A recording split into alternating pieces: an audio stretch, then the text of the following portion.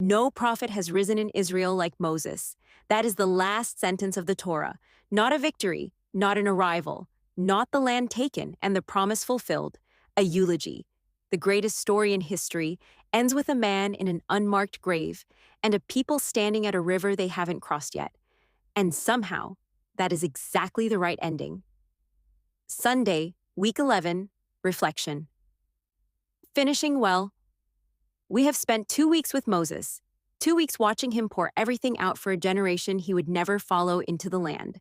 2 weeks of warnings and songs and blessings and laws, all of it driven by the knowledge that his time was almost up and there was still so much they needed to hear. And then the mountain, the view, the 4 verses that close the Torah not with triumph, but with absence. Moses is gone, the land is still waiting. Joshua is standing at the river, and somehow the story is not over. It is just beginning. That is what finishing well looks like, not completion. Continuation, through someone else, in a direction you will never see, toward an outcome you have to trust without witnessing. It is worth being precise about what Moses actually accomplished. He did not get the people into the land. That was Joshua's work. He did not establish the kingdom. That was David's work. He did not build the temple. That was Solomon's work. What Moses did was carry the covenant from Sinai to the plains of Moab. He received the law, transmitted the law, embodied the law, and passed it on intact to the generation that would actually use it. He kept the flame alive through 40 years of wilderness, through rebellion and plague and complaint and grief, and handed it to Joshua still burning. That was his work, all of it. Nothing more, nothing less. And it was enough. One of the most dangerous lies in ministry, and any long obedience, is the idea that your faithfulness is only meaningful if you see the outcome. That the sacrifice only counts if the promised land comes in your lifetime. That if you pour everything out and don't live to see it flourish, something has gone wrong. Moses dismantles that lie with his life. He carried what he was given. He passed it on. He climbed the mountain when God said climb, and the story kept going. Not because of what he saw, but because of what he did with what he couldn't see. What has God given you to carry that you will never see fully completed? Are you willing to pass it on intact? Even if the outcome belongs to someone else's chapter, God told Moses to write a song, not a law, not a command, a song. Because God knew what Moses knew, the law would be forgotten. Commands would be ignored. The covenant would be broken within a generation of crossing the Jordan. But a song is different. A song gets into the memory in a way nothing else does. It outlasts the obedience. It survives the exile. Centuries later, when Israel is scattered among foreign nations, the melody is still there, humming somewhere beneath the surface of everything they've become, testifying that they knew. They were told. The words are still true. This is why we read the Bible aloud, why we sing and worship, why we tell the stories again and again, in different words, in different centuries, in gymnasium and from 1,200-seat pulpits, why we retell them to our children and our children's children. Because the human heart forgets. Prosperity dims the memory. Comfort quiets the urgency. The full stomach forgets the famine, and the song keeps singing anyway. You are reading this right now. 56 days in, that is the song still working. That is the word of God, placed in your mouth by someone who loved you enough to pass it on, still doing what it was always designed to do. What practice in your life keeps the song from going quiet? Who did you receive it from? Who are you passing it to? Marcus Webb got it wrong with Dana. He said it himself from the pulpit on his last Sunday. He loved the church more than he loved her, and dressed it in the language of calling for years before he could admit what it really was. That failure was real. The wound it left in Dana was real. The 14 months of silence between them were real. And God used him anyway. This is not an excuse for getting it wrong. It is not a license to sacrifice the people closest to you on the altar of your calling and call it faithfulness. Marcus himself would tell you that. He died knowing he had failed someone he loved deeply, and the knowledge of it never left him.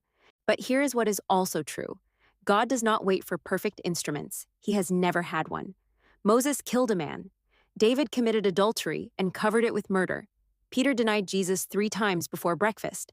The whole Bible is the story of a faithful God working through unfaithful people. Not because the failures don't matter, but because grace is larger than the failure. Marcus's last sermon was not the sermon of a man who got everything right. It was the sermon of a man who told the truth about what he got wrong and trusted that the God who called him had already accounted for the cost. That is what grace looks like from the inside of a life being lived. Where have you confused the language of calling with the language of avoidance? Is there someone close to you who has paid for your obedience? And have you told the truth about that? Moses spoke it as his final blessing over the whole nation. Marcus wrote it as the last four words on his last legal pad. The eternal God is your refuge, and underneath are the everlasting arms. This is the promise that holds everything else together. Not that the road will be smooth, not that the sacrifice will be painless, not that you will live to see what you are working toward, but that underneath all of it, underneath the failure and the grief and the unmarked grave, and the 14 months of silence and the mountain you climb alone, there are arms that do not let go. You cannot fall far enough to fall out of them. That is what Psalm 91 is singing. 1,000 fall at your side, 10,000 at your right hand, but it will not come near you. Not because you are protected from difficulty. Moses died before the Jordan. Marcus died before the building program finished. But because the one holding you is not subject to the difficulty. He stands underneath it all, arms open, catching everything that falls. The shelter of the Most High is not a place where nothing hard happens. It is a place where nothing hard is the final word. What are you carrying right now that feels too heavy? And have you let the everlasting arms underneath it? Do you actually believe that the God who buried Moses in an unmarked valley is the same God holding your story? The Torah closes with a eulogy. No prophet has risen like Moses. But embedded in that eulogy is a promise, because Moses himself announced that a prophet was coming, like him, greater than him, one whose words would carry the weight of God himself. The Torah ends with the land still uncrossed and the greatest prophet still coming. It is an intentionally unfinished ending, a story that has been handed to the next person, a flame passed from one set of hands to another. That is the shape of faithful obedience across generations. No one person gets the whole story. No one life contains the entire arc. You receive what was handed to you. You carry it as far as you can. You pass it on intact. And you trust that the God who started the story will finish it. In his time, through whomever he chooses, in ways you will not live to see. Moses trusted that. Marcus trusted that. The question the Torah leaves us with, the question that hangs over every page of what comes next, is whether we will trust it too. The land is still waiting. The river is still there. Joshua is at the bank. And the story is just getting started. Next week, Joshua, the Jordan parts. The walls of Jericho fall, and a former slave nation finally, sets foot in the land God promised Abraham 400 years before any of them were born. The promise keeps. It always does. Week 11 complete.